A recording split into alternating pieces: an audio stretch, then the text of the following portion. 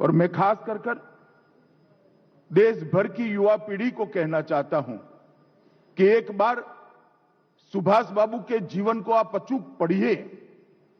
इसमें से बहुत कुछ सीखने को मिलेगा।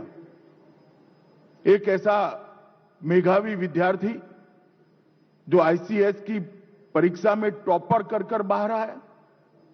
उस वक्त पूरे देश के युवा लालायित होते थे, आईसीएस हो भी जाए तो बहुत बड़ी बात है, अंग्रेज सरकार की नौकरी मिलती थी। सुभाष बाबू ने अंग्रेज सरकार की नौकरी ठुकराकर देश की आजादी के संग्राम के साथ जुड़ना तय किया।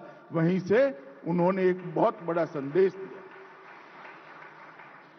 इसका कोई रिकॉर्ड नहीं है कि इन्होंने आईसीएस की परीक्षा क्यों दी होगी, क्योंकि बाल सुभाष के मन में ही देश भक्ति के रास्ते पर, देश की स्वतंत्रता के रास्ते पर जाने का तय होगा। मगर ये मैसेज देने के लिए ही ये आईसीएस की परीक्षा दी होगी कि मैं आईसीएस होने के बावजूद भी अंग्रेजों की नौकरी नहीं करना चाहता। इस देश से अंग्रेजों ने अब जाना चाहिए।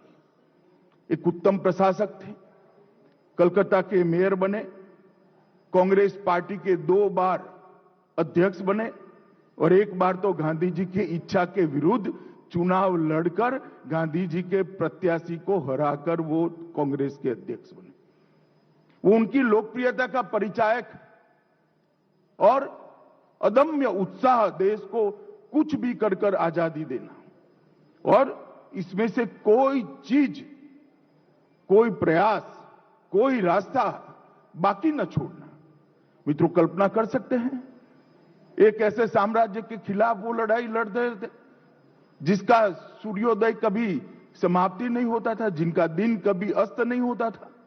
इतने सारे देशों पर उनका साम्राज्य था और उसको चकमा देकर बंगाल से भागकर हजारों किलोमीटरों की यात्रा कर पैदल, गाड़ी में, सबमरीन में आजाद हिंद फौज की रचना तक और भारत के भूमि पर अपना तिरंगा फहराने तक की इनका जो संघर्ष गाथा है, कोई भारतीय ने कभी भूलनी नहीं चाहिए।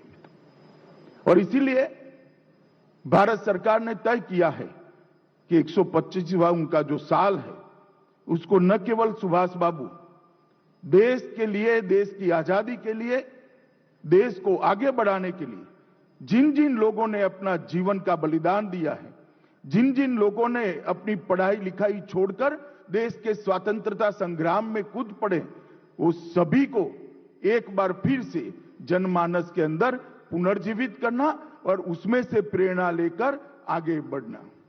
यहां बहुत सारे युवा बैठे। अभी हमने सांस्कृतिक कार्यक्रम में खुदीराम बासु की बात सुनी।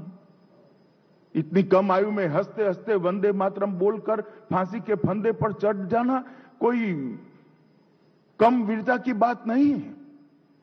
मित्रों, हम लोगों के भाग्य में देश के लिए मरना नहीं है, मगर देश के लिए जीना ये ईश्वर ने हम पर छोड़ा है। मैं युवाओं को खास अपील करता हूं कि जिन्होंने देश के लिए अपनी जान का बलिदान दिया, उसका स्मरण कर हम बाकी का जीवन देश के लिए जीना ये तय कर दे, तो उनके बलिदान को इससे बड़ी श्रद्धांजलि कोई नहीं हो सकती। और